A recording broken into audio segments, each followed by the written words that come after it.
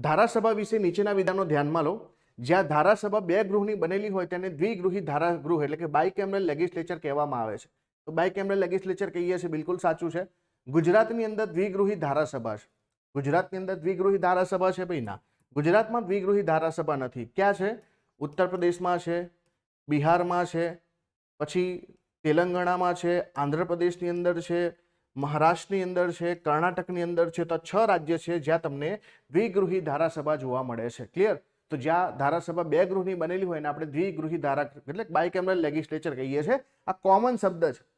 આ શું છે? કોમન શબ્દ છે. બાકી જનરલી રાજ્યની અંદર જ્યાં બે ગૃહની ધારાસભા હોય એને આપણે શું કહીએ છીએ? વિધાનમંડળ કહીએ છીએ. વિધાનમંડળના બે ગૃહ હોય, એક વિધાનસભા હોય અને એક વિધાન પરિષદ હોય. તો એટલા માટે આ બાયકેમરલ લેજિસ્લેચર જે આ કોમન શબ્દમાં લખ્યું છે ધારાસભા, તો એટલા માટે અહીંયા પહેલો જે છે વિકલ્પ સાચો આવશે. તો ફક્ત એક સાચું આવશે. અને આ સ્પેસિફિક શબ્દો પૂછે તો વિધાનમંડળ કહેવાય. હો, સ્પેસિફિક શબ્દ પૂછે તો વિધાનમંડળ કહેવાય. જેનું બધા રાજ્યોમાં ગૃહ હોય એને વિધાનસભા કહીએ છીએ.